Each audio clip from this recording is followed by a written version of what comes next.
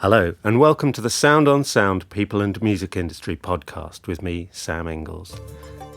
Today, I'm delighted to be joined by Aki Mäkivirta of Genelec in Finland. Welcome, Aki. Thank you. I wonder if we could start by finding out a little bit about you. What's your role at Genelec? I'm head of R&D, so I'm responsible for all new product designs, running the projects and getting things done in R&D section. Excellent. So in this podcast, we're going to be focusing on an area that's been a major sort of area of development for Genelec and for loudspeaker companies generally in recent years, and that's immersive audio. Now, I think a lot of our listeners will be familiar with older surround formats such as 5.1 and quad. Could you briefly explain what's different about modern immersive audio formats from those older formats? Yeah, the main difference actually is that the older formats basically mostly give you audio at one level. If you think of height, there's one layer, and that layer is usually located at the ear height. So basically, what immersive audio gives you, in addition to that, is the sensation of the height dimension, much more than what you used to be able to get from the earlier formats. Maybe apart from quadraphony, but quadraphony had a challenge that it was mainly a single person system. So one person could experience the space, but the difference from that to the current day immersive formats is that immersive formats are able to be enjoyed by more than one person at the time. And that is mainly determined by the loudspeaker density or channel density that you use for creating the recording. In other words, in a loudspeaker-based immersive monitoring system, the more loudspeakers, the better. Yes, this particularly can be done with object-based formats more than channel-based formats, and that's where the world is going these days, that you see more and more object-based formats turn up, because those have the additional capacity to render audio at the time of presentation, and that is the key to actually being able to cover an arbitrary number of loudspeakers, or you have the possibility of increasing the loudspeaker density at the time of presentation so that you can cater a wider audience reasonably well. I guess one of the other key benefits of these modern immersive formats is that they are scalable across different loudspeaker arrays. You don't have, in the old channel-based formats like 5.1, you had to have 5 speakers and a subwoofer, otherwise you couldn't really play it back. Exactly, yes. And that's why I would like to talk about loudspeaker density instead of talking about number of loudspeakers and number of channels. Because now with the capability of using rendering, you can actually decide how many loudspeakers, let's say, for square meter you want to have. And that gives you certain benefits. And is there a minimum loudspeaker density that you think is necessary in order to work effectively with these formats? That depends on how much positional distortion you allow at the time of presentation. So if you have only one listener, you can pretty much have a fairly low density because you know more or less where that listener is going to be located. But if you have more than one, if you have an audience, so apart from the house owner, you also have some relatives sitting on the same sofa, then you have an area that you want to be able to cover for the presentation. And this means that then you have to exploit the fact that people can locate the physical loudspeakers exactly where they are, irrespective of where people are seated in the room. Whereas like it is for most audio presentations, you are actually creating virtual sound images between the loudspeakers using 2 or 3 or more loudspeakers together to create the virtual image in thin air. Then this virtual image in thin air is going to move immediately when the listener is moving, but it's going to stop moving at the real loudspeaker. So by increasing the loudspeaker density, you can adjust the precision of presentation for everybody in the room, even for large audiences. So with a low loudspeaker density, you are in effect reliant on something akin to what we used to call the phantom center in a stereo setup. But whereas the more speakers you add, the more you're able to locate things directly to a speaker. In a sense, it would be fair to say that in all cases, in all situations, you are still relying on the phantom images. But the question is how much the phantom image can move, given that the listeners are moving.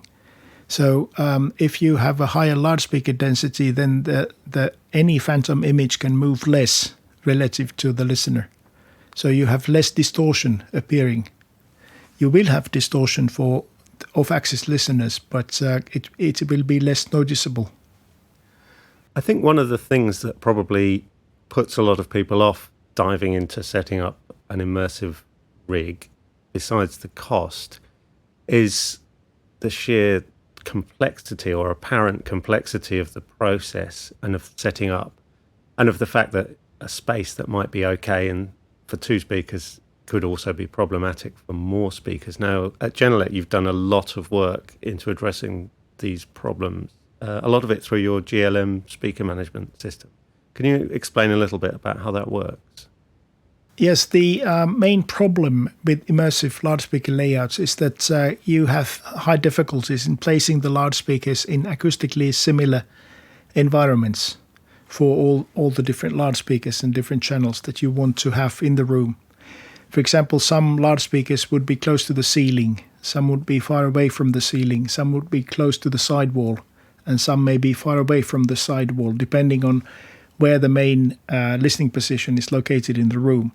And in that situation, what happens is that you will have spectral differences between loudspeakers. And unless you take steps to equalize the effects that the room creates on the loudspeakers, then you will have very uneven presentation of the total sound.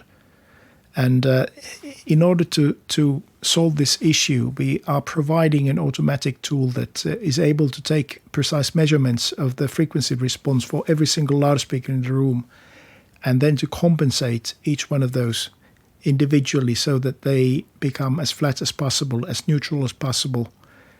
So irrespective of the location, you get better mapping of the sound after that process.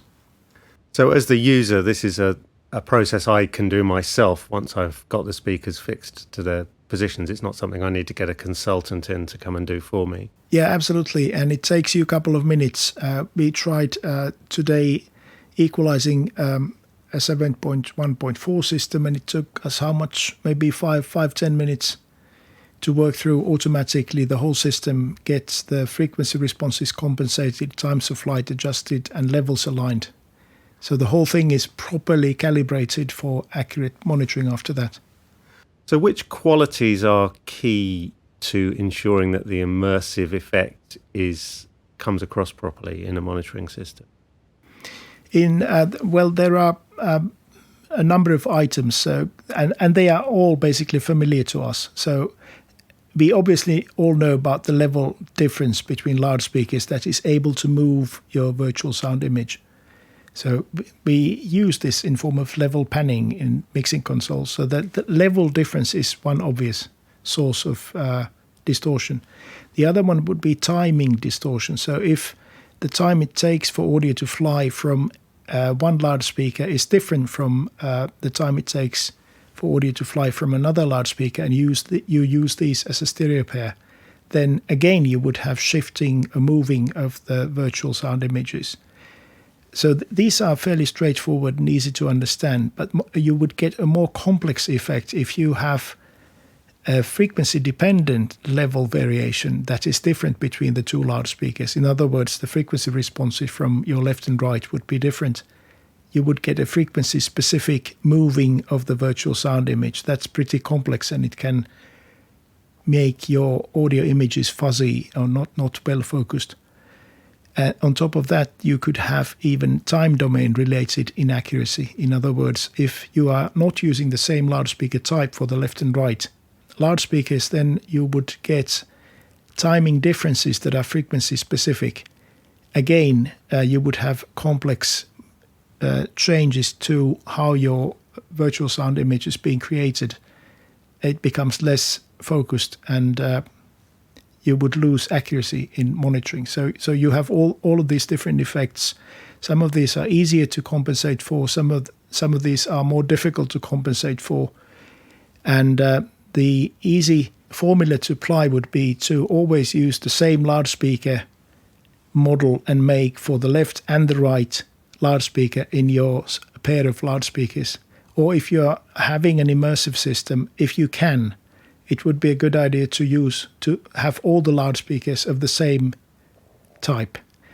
Most of the time this may not be possible because you have some, for example, space constraints or some other factors like this that are affecting your choice of loudspeakers. In that case, it would be a good idea to select loudspeakers that have similar performance. They have neutral frequency response. They have constant time delay through the loudspeaker, and use those to build your system. Even after that, it's always a good idea to take care that you adjust the levels to be the same from all loudspeakers to the listening position, and that you adjust the times of flight to be the same from all loudspeakers.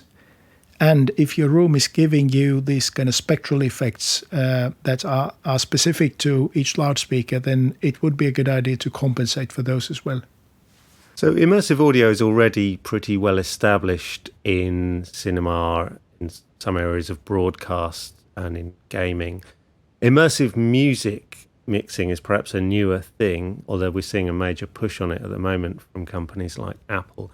Are there any particular considerations that apply when you're thinking about immersive audio for music mixing, or is it exactly the same as those other use cases? In principle, for immersive music, then you want to understand about the delivery channel to the end user, and you want to understand how your recording is going to be treated. You want to be adhering to the standard that is being applied. So if, for example, you have a specific standard loudspeaker layout that you're supposed to use, then it's a very good idea to stick to that, make sure that you follow that standard. And then if it's possible, sometimes it's always a good idea to check how your delivery channel is going to change the product that you're creating. So if there are going to be some changes for whatever reason, there could be coding, there could be things like this that can change how your recording appears, then it's a good idea to try and understand that effect as much as possible. So if there's any possibility, for instance, that your immersive mix will be folded down to stereo in some circumstances, it's important to check that it's going to sound okay when that happens. Absolutely. If it's possible, if you can do this, then it would be a very good idea, because then if there's anything you can do in your immersive mix to make sure that this folding is happening successfully and you get the artistic impression that you want to have in the down mixed stereo output, then it's a very good idea to try and understand how this is going to work for you. And of course, the consumption of immersive music predominantly is taking place on headphones rather than in speaker systems, whereas I would imagine that most of the actual mixing is taking place on speaker-based immersive setups. That can seem like quite a big gap to bridge. You've got this potential translation issue between the two formats. But at Genelec, you've developed a system called Aural ID, which is designed to help bridge that gap.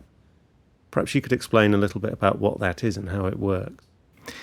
Yes, Aural ID is basically a method of acquiring your own way of hearing audio. So what we do is we capture your head-related transfer function. This is what happens to audio depending on the direction of arrival to your ears.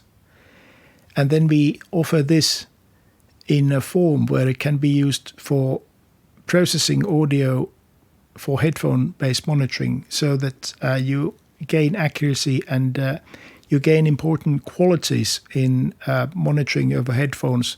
One of these is the fact that instead of hearing audio inside your head, then you have the possibility of experiencing sound externalized out of your head, and much more in a normal position where you would expect the sound to come from relative to you.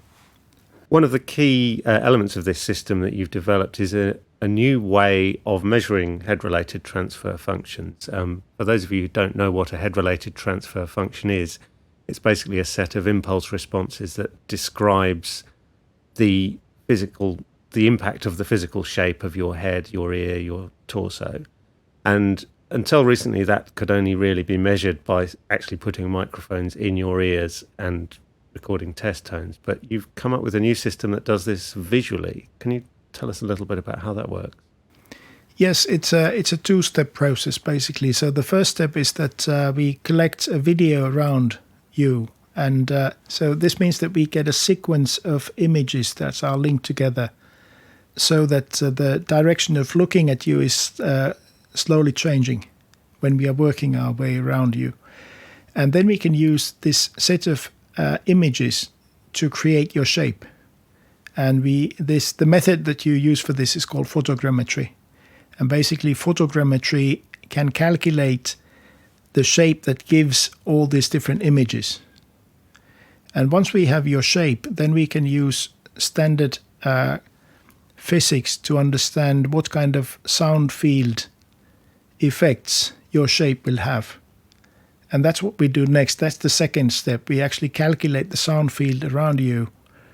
And that results in us being able to extract these impulse responses from all the different directions around you that are going to be delivered in the Aural ID. And then within the Aural ID plugin, you can actually synthesize almost any theoretical monitoring environment. Yes. So basically what we can do with Aural ID plugin is to use this information inside Aural ID, your personal head-related transfer function, and we can use this so that we can create virtual monitors. And the way to use the virtual monitors, for example, would be that if you know that in your real monitoring setup you would need monitors in certain directions relative to you, then we do the same in the virtual environments. We create the virtual monitors at the same directions relative to you, and you can experience, therefore, the same presentation as you would be able to do over real monitoring loudspeakers. So for you, the primary use case is someone who has a speaker-based immersive rig, but also wants to be able to perhaps check mixes on their laptop or do some work on the road. Yeah, first I would say that we are aiming at professionals, so people who are creating audio recordings and who are working with audio recordings. So we try to create a tool that is able to deliver the accuracy that is needed for this level of working. So there's now a difference between consuming audio and creating audio here. That we are not so much aiming at consuming audio, but aiming to create the tool that is actually going to be increasing the efficiency of the professional working to create audio presentations. But this is not something you'd advocate as a complete substitute for a speaker-based system? Most likely not, because it's very difficult to completely replace the confidence of being able to monitor over a loudspeaker-based monitoring system. I would rather say that this can be a very good addition to the tool set that is available to professionals. But if, say, I have my system configured for Atmos and I need to produce a mix that's going out to another standard which has different speaker placement sort of specifications, I could do that, load up that standard in the Aural ID plugin and just check that actually my mix still sounds okay, even though speakers are over there in this case. Yes, this is possible. And you obviously have much more flexibility with this kind of virtual approach to creating a monitoring system over a physical approach, because for physical approach, you actually have to have the loudspeakers at the directions where you need them. I've come across several other products that appear similar on the surface, and something that a lot of them do is to actually model the acoustics of a control room. But you've chosen not to take that path with Aural ID. Why? Well, the main reason is that there's a fine line between providing a system that is able to externalize audio for the listener and creating a space simulation that is going to interfere with the recorded space in the mix. And we try to avoid kind of overdoing this, if you like, so that we wouldn't create distracting cues for the professional, but we would keep things very clean and neutral and just provide the essential function that we need here. The essential function is related to this individual's way of hearing audio that is embedded in the information that we have in the HRTF contained in Aural ID. And we are not trying to create a synthetic space, if you like. We are trying to create the acoustics of the person who is listening to the audio recording. So with GLM and Aural ID, I mean, that's a pretty interesting and powerful response to the needs of people working in immersive audio. Has it impacted your research work in other ways too? Well, this naturally teaches us a lot about how people hear audio. So all the work that we are doing here is very educational for us. And I think it's important for us to engage in this type of work because it can enhance understanding of how people process audio, how people experience audio. If we were just concentrating on the loudspeaker and the design of the loudspeaker, that would be like half of the job of understanding how loudspeakers work. The other half is with the receiving end, that's with the listener.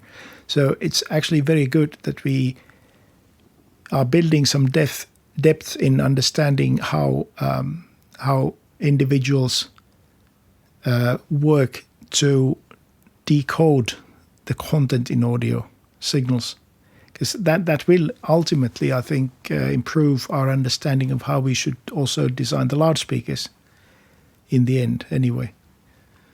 Well, thank you, Aki. This has been absolutely fascinating. If I could just ask you one last question. Where do you see all this going in the future? What direction will immersive audio take for people working in studios? I think one of the kind of basic properties potentially available with immersive audio is a more perfect experience of real sound space. That is something that really we haven't been able to deliver that in stereophonic reproduction. I mean, there is a bit of space, a bit of depth that you experience, but I think we can all agree that this is not very close to what you experience in real life. Then we come to the single layer surround systems. They give us direction much more than what you can do with stereophonic systems, but they are still lacking in presentation of the space. I think what the immersive formats are giving us is the first time to come relatively close to being able to represent something of an acoustic space, something that's actually very natural to us and something that we are looking for. And ultimately something that our reproduction system should be able to do is to put us inside the acoustic space and give us the full experience. And that's what we are kind of working towards at the moment.